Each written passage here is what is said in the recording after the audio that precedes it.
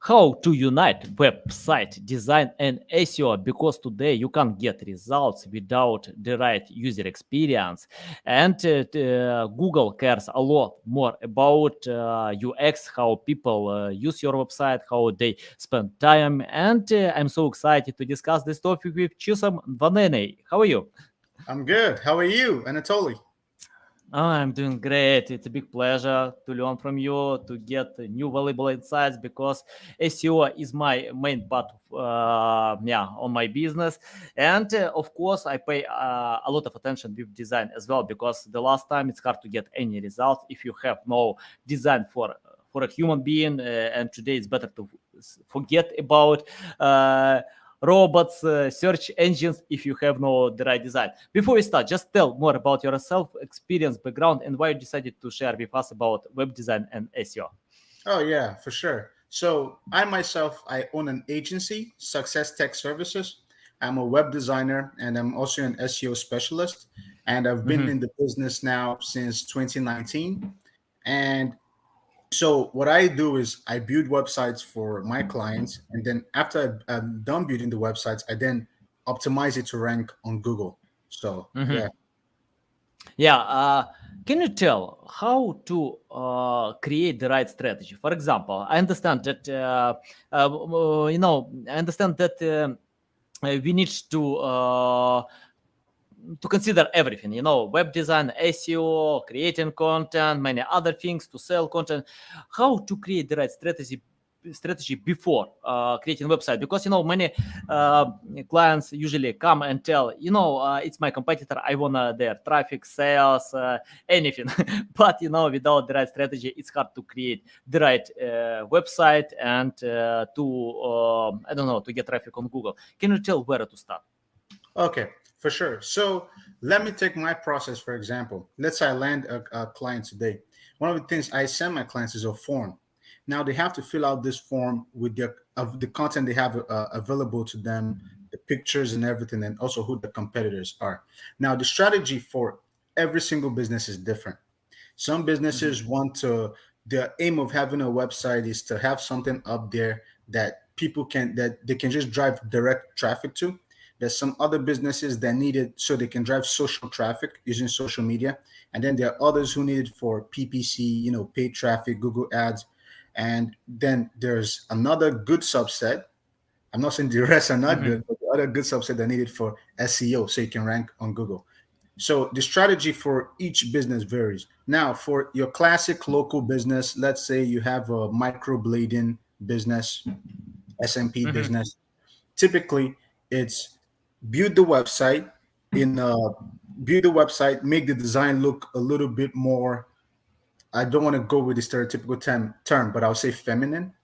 And then once Mhm. you're done building the website, you optimize the website, you build up a Google business profile for them.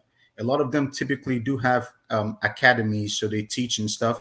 So you also rank their classes. You also optimize their classes to rank. And then let's say you then go over to setting other businesses that Google doesn't really enjoy with giving ads to, Mhm. like cannabis companies, um, gun companies and things like that.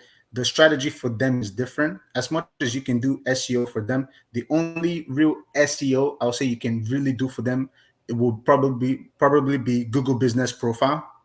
And then after that, Mhm. your major focus of getting them traffic will most likely be social traffic. Mhm. Yeah.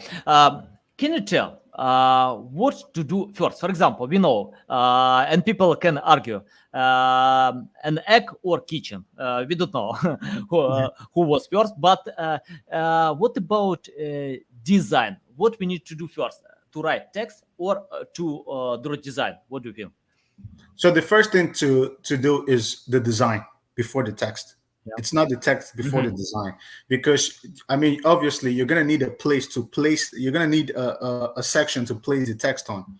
If the design Mhm. itself does not look as appealing to the client, then a website that is supposed to be done in 1 month is gonna stretch up to 12 months. You don't want that to happen. Mhm. So Mhm. as much as the text is very important, the design itself is pretty much the major element of web design. So the text in there before you even start putting in text can be a dummy text like the lorem ipsum, dummy text. So the design always comes first before the text, and the client or whoever has to approve it, and also it also has to look appealing to the industry that you're designing for. Interesting, interesting. Yeah. Okay. Can you tell, for example, today we have a lot of templates. If you are talking about design, is it good idea to use templates, or it's better to hire designers who can draw something unique, valuable, interesting, not generic that we have online? What do you think? So the thing with templates is almost the same thing with stock images. So Mm-hmm. stock images are pretty much found anywhere, and they're very recognizable. I always tell people, even if you use a template, customize it in such a way that nobody else except from Yeah. you knows it's a template. So for example, if you go to certain people's sites, and if you know WordPress, WordPress has like they have Astra theme, Ocean WP, Woostify. They have a ton of themes. Each theme themselves contains like a ton of templates. And if you go to certain people's websites, the templates look very recognizable. If you're going to use a template to design your website, make sure you have customized it, different colors, different fonts. Even you can also switch up the sections. If you have two brick sections, you can make them one line. Just try to make sure it does not look like a template as much as possible. Yeah, yeah, love it. Yeah, totally. Okay, let's talk about SEO. How to consider SEO in your design? For example, if I'm going to draw a new design, or you use templates, and I don't know, like to draw something unique by using these templates, just to take their structure or frame. Can you tell how to consider SEO in this process? Oh, yeah. So the way to consider SEO in web design, this is when the text now comes in. So the first text on your website, the first text that should be seen on every website itself is the main title of the page. Mhm. Now, that main title itself should be a H1 tag. That is the default heading tag that Google recognizes. So this is the first Mhm. thing you consider. After that, and that header tag also should contain your target keyword.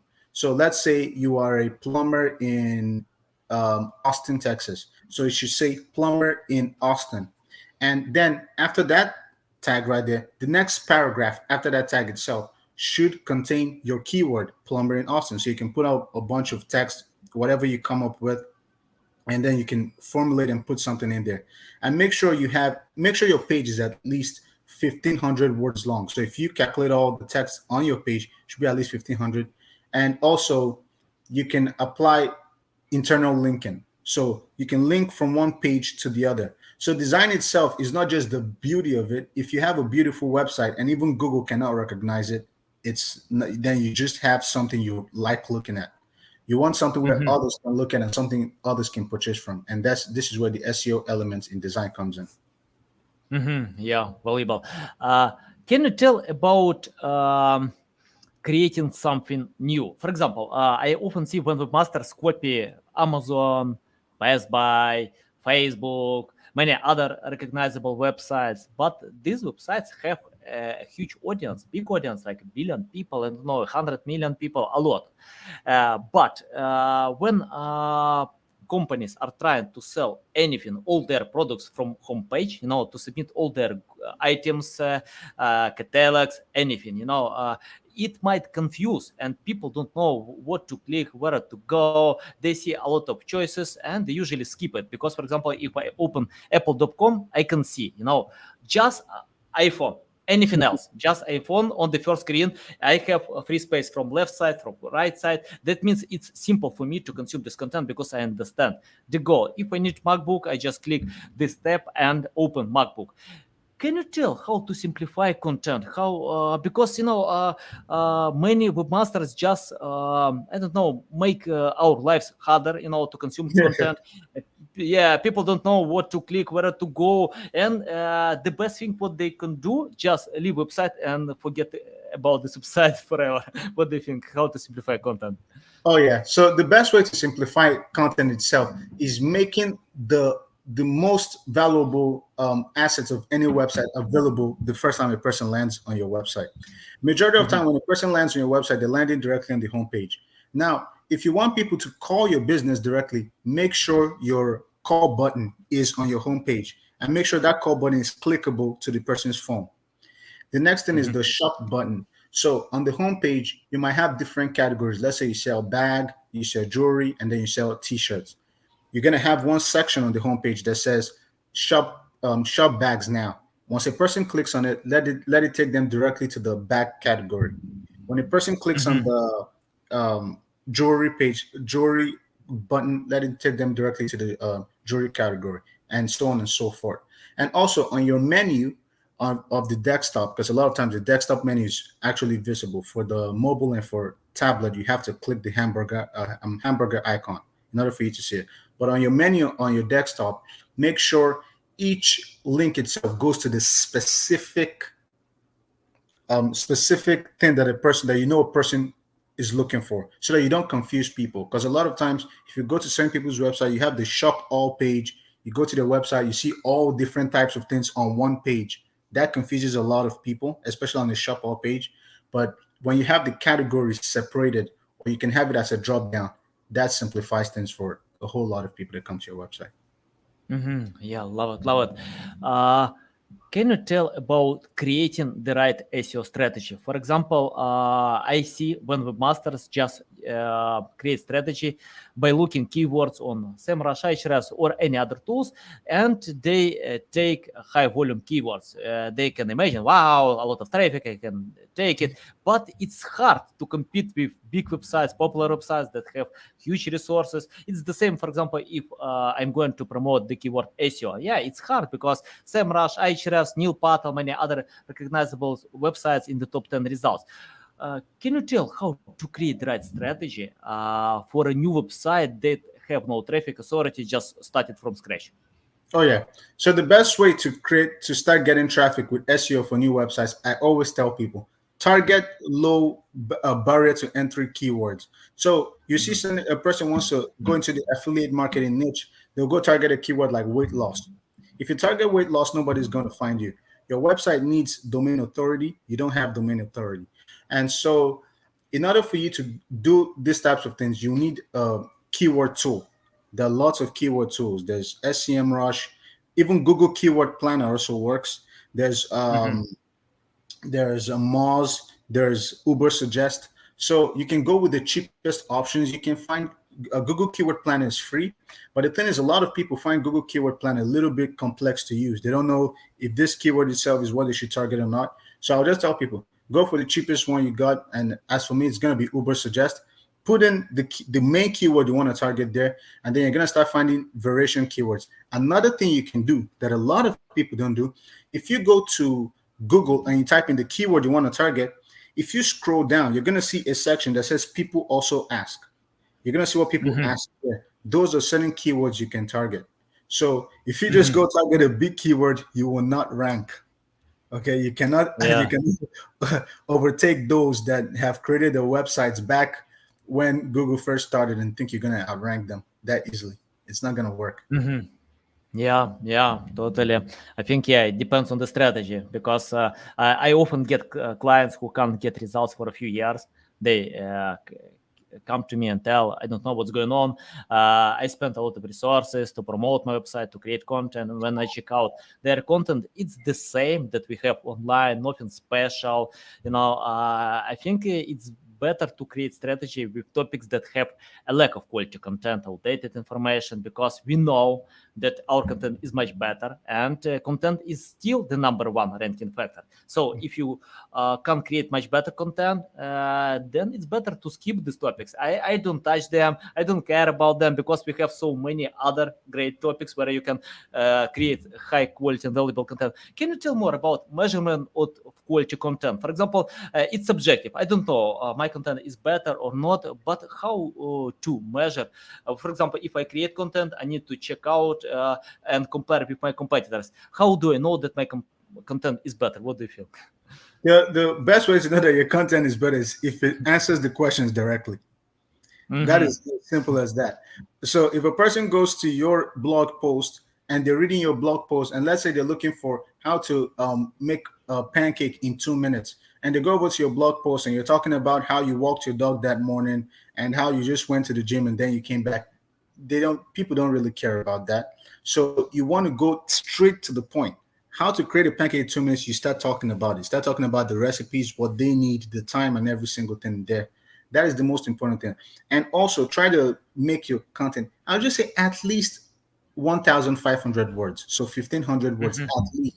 It should, I mean, you can go past that if you want to, but just at least 1,500 words. Just try to put some things in there. Don't go putting in a bunch of filler words just so you can have 1,500 words, like when we're back in high school writing essays. So make sure it's 1,500 words that make sense.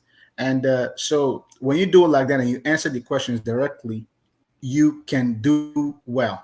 And also, at the end of your content, you can also add an FAQ related to the topic that you just wrote. If you do that, Google tends to give a lot of favors these days to a lot of websites that have FAQs below their content. So yeah. Yeah, yeah, totally. I think, yeah, SEO is a complex mechanism. You need to consider many things. But can you tell, for example, if I have limited resources, I can't do anything, because when we have like 200 ranking algorithms, it's a lot. And sometimes not sometimes, I think in most cases, the budget is limited even from big companies Mhm. that can sell a lot. They just tell, okay, I can share this budget, like, I don't know, like 10K for a month, we just provide results in a competitive niche. It's hard to do it. But can you tell about choosing priorities with your strong sites? For example, I'm good with technical optimization or link building or creating content. How to choose these priorities and what we can skip? Or, for example, avoid or ignore, I don't know. Okay. So the thing I would say is this: make sure when you build your website, make sure number one, it's mobile friendly. That way, if your website is, you can check this with the Google mobile friendly checker. And that way, if your Mhm. website is mobile friendly, it makes your job easier when it comes to technical SEO. You get to ignore a lot of other things that are there until you have a bigger Mhm. budget. And then when it comes to on-page SEO, learn the basics. Make sure you have a H1. Make sure the H1 is your main target keyword. Make sure you have make sure your meta description is contains your target keyword. Make sure your title contains your target keyword. Make sure you have internal linking throughout the content. Make sure the text itself is 1,500 words. And Mhm. when it comes to off-page SEO, which a lot of people don't talk about that much these days, because a lot of people believe off-page SEO is just um, guest posting and things like that. These days, it's very hard to guest post because a lot of people are not accepting applications anymore. So try Mhm. to get into sites that have that allow you to create content. Tumblr, WordPress.com, Mhm.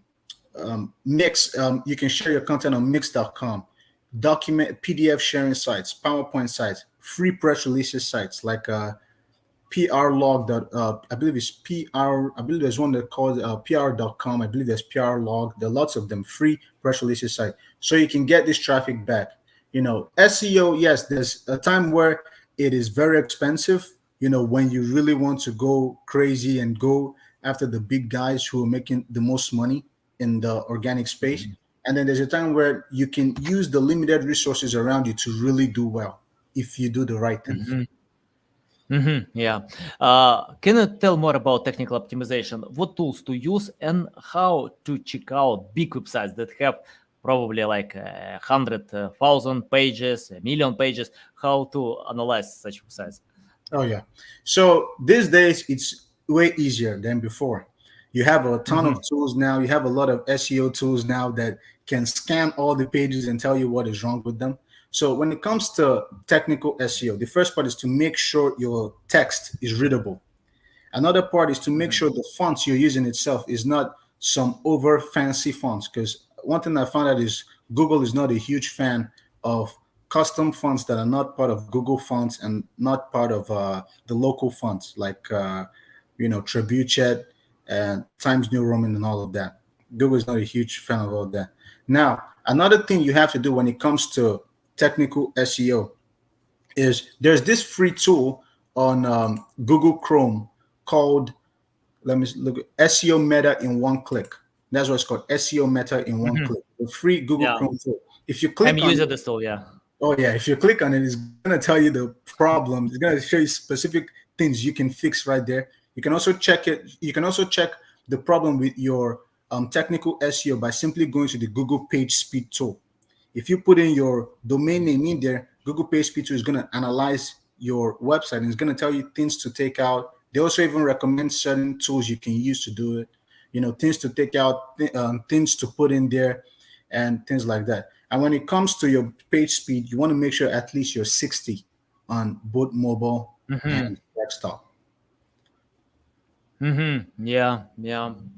Uh, how to choose critical errors in technical optimization? Because when I check out any website with any tools, I can see a lot of errors, and web developers might be confused what to fix first, and they can't fix anything, because content. Has a lot of elements, Mhm, and we can't get 100% by page speed inside. Sometimes we can, mhm. I don't want to deny it. Many websites can achieve such results, but they can lose some UX. They can lose some part of design or blocks on their websites. What do you think? How to find critical errors that Google cares about them, that users might care, because like page speed or anything else, because 20% of users leave websites for each second of loading. So if they are waiting more than 1 second, you lost 20% of users. It's a lot. Can you tell about critical errors? Oh yeah. So majority of the critical errors will come from a person having big JS. So what you want to do is you want to minify JS. That's very important. JavaScript. You also want to minify a CSS. Another thing that Mhm. you want to do too is you want to reduce the space with the HTML. This is if you know technical SEO. Now, if you're a person who is just listening to this, don't go messing with the code Mhm. on your website because you're going to destroy your website. So Uh-huh. you can do this by outsourcing it to people who know technical SEO. Now, there's certain things that people have on their websites that are not needed. Like if you take a look at reviews on people's websites, you typically see images on them. These images themselves, Google does not is not really a huge fan of these images there because they just consider them typically static images that don't contribute to anything. You can take those out. Just keep the names there and keep the reviews there. Another thing that can be taken out is unnecessary pop-ups on websites. You see a person will have Mhm. email pop-up, then they'll have another email pop-up on the site. They will have a push notification pop-up. You go to another page, they have a different pop-up. That's a lot of load you're putting on your website. That makes your website load very slow. Another Mhm. problem, oh yeah, another problem that people typically have on their site is the images themselves and the media that they use in their website. This is what makes a lot of websites very slow. Try to use new generation images. So what do I mean? Rather than use PNG, use WebP. WebP is the new image that Mhm. is now Mhm. being Yeah. accepted by Google. So use WebP. It's very light. Put it on your website, or use a tool that converts all your pictures or your images into WebP. Another thing too is do not upload a video directly on your website. Rather, Mhm. upload it on YouTube or upload it on Vimeo, and then embed it on your website. It makes you this just this little things that can be targeted. These are critical things that should be done. And by the time a person does it, you're gonna see that your website is faster, and Mhm. your website itself has lost a lot of weight as a result of it. Mhm. Yeah, valuable, valuable. Uh, can you tell about interlinking? How we need to interlink content between pages? And for example, I see when websites usually write some new blog posts, great blog posts, valuable, but they don't use interlink from other pages to this blog post. And Google might think, this content is not so valuable, to the audience, and can ignore it, without just index, without ranking. Can you tell about interlinking? How to, especially about technical aspect, how to do it? Okay. A lot of times when it comes to interlinking websites, this confuses a lot of people because when you're done writing content on a website, you find out that you don't need to link to certain pages. They're not relevant to that particular Yeah. content. So one thing I've the advice I've given to a lot of people is on your website as you put out the content, you should have a place where you just say check out these resources, and in each place you can go in there and you can just put in you can link out to certain pages that are already on your website that might be relevant to people who might have read that content. Another thing too is try to find keywords from your other pages or from your other posts and put them in that same content that might be a little bit relevant or synonyms to those keywords and then link to them. And you should try to at least link to 3 pages or more on each page that you have, because that really helps your website rank. Yeah, yeah, yeah. Agree with that. Uh, I'm interested about call to action. Can you tell, for example, content marketing? I think blog posts, if I remember correctly, brings more than 50% of all traffic online. So, but websites usually write blog posts and don't submit call to action. So even if you have relevant traffic, you can't sell. Can you tell about the best practices how to submit call to action to blog posts? Oh yeah. For blog posts itself, what you do is so you're gonna have different headers for your blog post. You're not just gonna write a full newspaper type of article. So what you want to do is under maybe each header itself, you can have a widget right there that says, maybe let's say you sell web design. You can be like, get you want a new website, get one from us, click here. And then you can have something pointing over to a button that a person clicks and can book an appointment or can call you directly. If you are a person who owns an e-commerce store, you can be like, hey, want a bag or want a dress, click here, and they go directly to the page and go shop. I always tell people blog posts themselves get traffic that a lot of people never monetize. They just get a bunch of Yeah. traffic, help you rank, but a lot of people don't ever monetize it.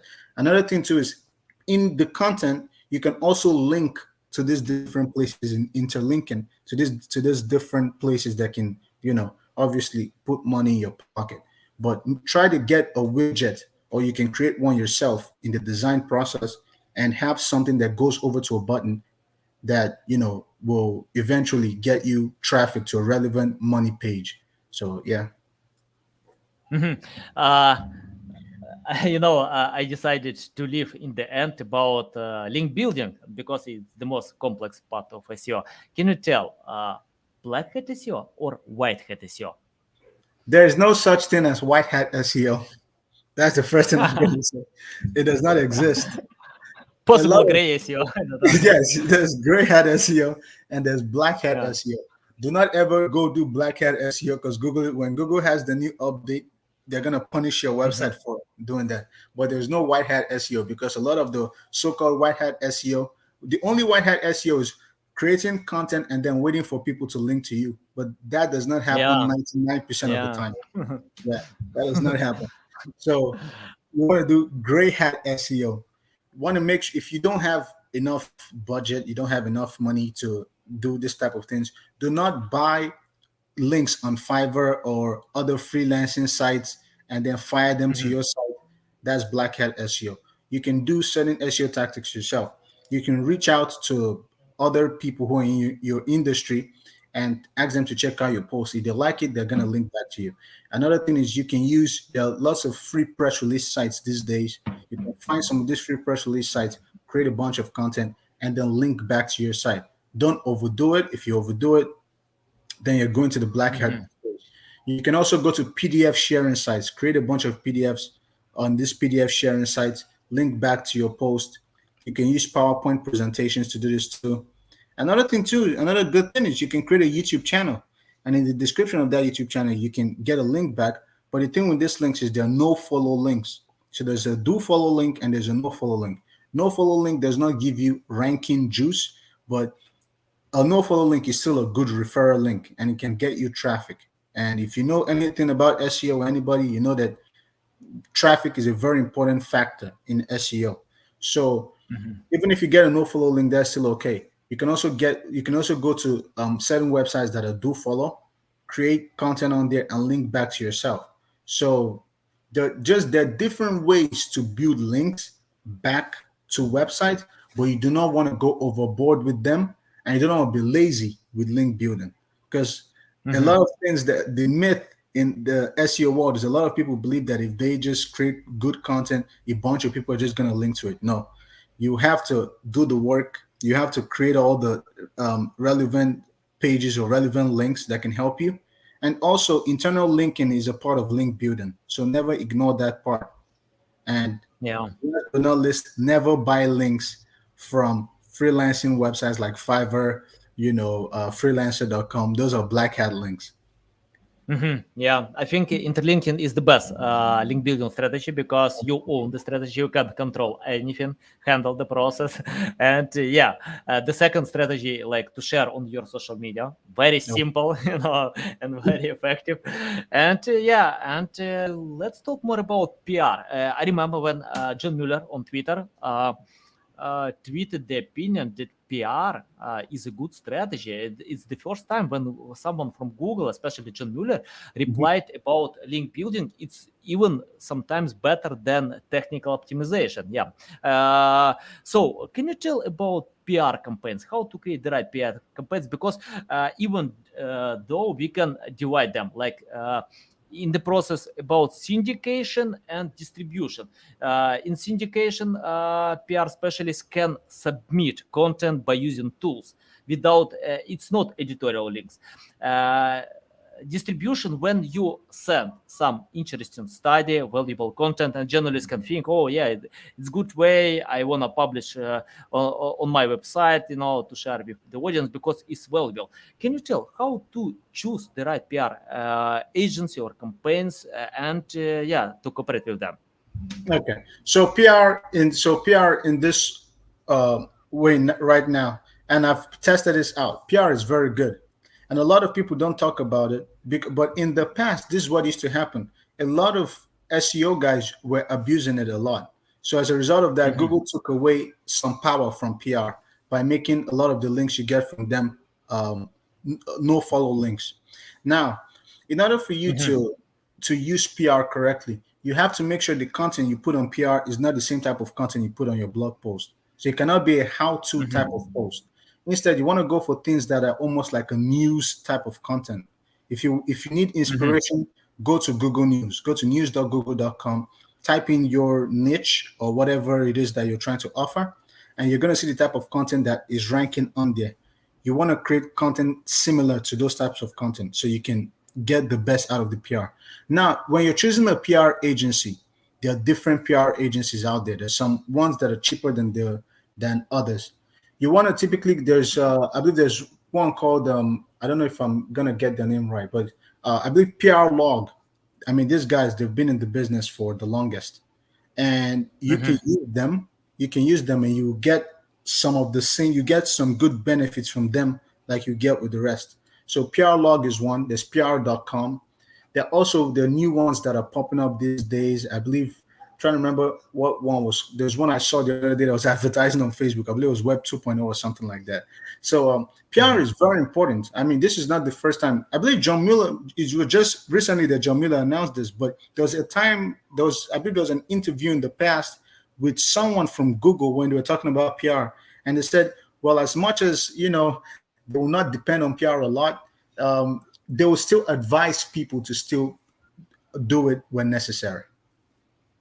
Yeah, yeah, love it. Uh, I'm interested. What webmasters need to do today? I mean, like they must to do because we have many different strategies, many different directions. But what we can't avoid to create high quality content and get traffic? Oh yeah, I'm gonna tell everybody this thing. The best strategy today, what is taking over the entire internet space today is videos. That is what is Hmm. taking over the internet space today, videos. So my piece of advice for every single SEO master, for every single SEO strategist and all of that is to start transitioning into the video space. Every single time Google comes out with an update, a lot of websites are affected. But when YouTube comes out with updates, you barely see any YouTube videos affected. The same old YouTube videos are still doing as well as they were in the past as they are today. They're just new algorithms. So focus a lot on the Google tools that are being presented. So when it comes to local SEO, focus a lot on optimizing Google Business Profile. When it comes to e-commerce SEO, also focus on putting your products on Google Merchant. That's the Google Shopping feed. And then when it comes to other types of SEO, I'm just going to tell people put out content on your website. That is very important. But try to start something in the video niche, especially a YouTube channel that is related to these Mhm. topics, and you always see yourself doing well. So even though a new algorithm comes out and that page does not do well, your YouTube video will still do well, and traffic from your YouTube video will always translate back to your website. Because I mean, we've seen this over and over Mhm. again. Almost every quarter now, Google is coming out with a new update, and a lot of websites are affected. But YouTube is barely ever affected. So that's what I'll say for now. Yeah, and what I like in YouTube that you don't need to create any link building campaigns. Forget about link building, the most complex part, and even more. I remember when Ahrefs shared a study that only 7% of all new pages get ranked on Google in the first year. But on YouTube, you can rank for 24 hours. Oh yeah. Even get traffic from Google because 55% of all searches have video content, and most of them are from YouTube. So yeah, totally about that. I think video content is growing. People love this format, and it's more simple to create. That's why it's better not to ignore. Okay, can you tell about things that it's better to avoid? What we don't need to do today? Okay, there are some things we no longer need to do today. One of the things we don't need to do today is keyword stuffing anymore. So these Mhm. days, the algorithms are getting better and better. The Google algorithm is getting better and better. Also, Bing algorithm. So one of the things I'll tell people to avoid is over keyword stuffing. Another thing that I'll tell people to avoid is today. Avoid using very competitive keywords like weight loss, affiliate marketing. Those are Yeah. highly competitive keywords. Another thing we're gonna avoid doing today is stop buying links from Fiverr. No matter how Mhm. attractive the links look, no matter how much reviews they have and everything, do not buy your links from here. It's gonna harm you in the long run. And the last fifth thing I'm gonna tell people to avoid doing today is pretty much focus more on promoting the content that you create than just creating content. So when you create content, focus a whole lot more on promoting that content because you have a better chance of ranking that content you put out when you do that than just pumping out content every single day. Yeah, totally. I have the question. For example, if you started today from scratch without any skills, knowledge, experience, what will you do to learn more about SEO? The first thing I'll do to learn more about SEO is I'll head over to youtube.com and I will type in SEO for beginners, and then I'll begin learning Uh-huh. from there. I'll get a WordPress website, just a WordPress website. I'll probably get with a good hosting company like SiteGround and start testing my skills from there. I'll also use tools that can assist me, such as Rank Math for WordPress, and then I'll use that to measure how good I am with on-page SEO. Another thing I'll do is I'll head over to udemy.com, udemy.com, type in SEO for beginners and learn from there. And you see that in less than a week, you will start getting the hang of how SEO works. You want to start off with your own website before you decide to take the next step. Yeah, valuable. I agree with you. Even if you don't need SEO, I think, for example, you need SEO traffic, but you are not going to be an SEO expert in one day. Just learn about that because when you hire people, when you wanna get this traffic, you need to understand what they do because sometimes they can hurt your, take money and hurt your ranking positions, hurt your website because of using some obsolete methods. They don't work anymore. So yeah, Google pays attention with that. And I have the final question. Uh, what kind of future can you forecast in SEO field? Oh yeah, my future in the SEO field is a major focus on videos than Mhm. blog posts because a lot of the people who keep ranking on Google today in blog posts are already the people who have been ranking before. So I don't see. I believe the future right now in the SEO field is going to use videos.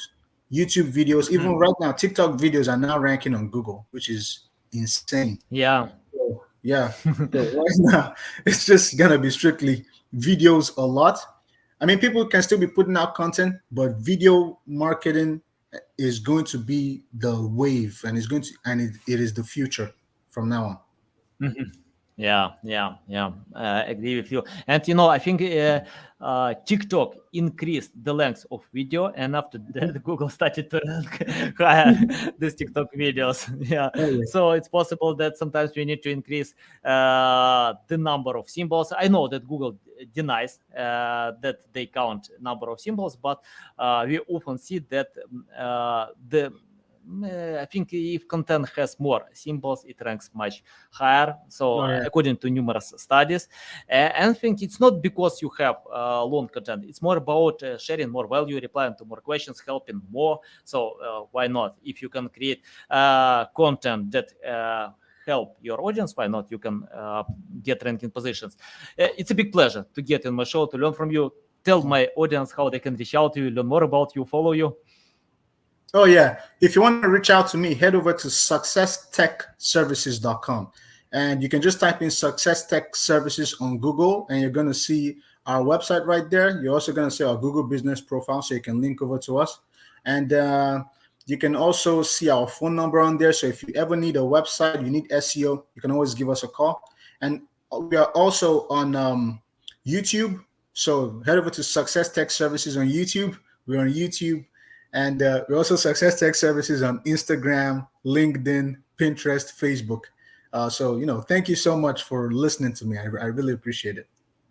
Yeah, guys, you need to do it. You can find all these links in the description below. Listen us on Apple, Google, Spotify, and see you next time.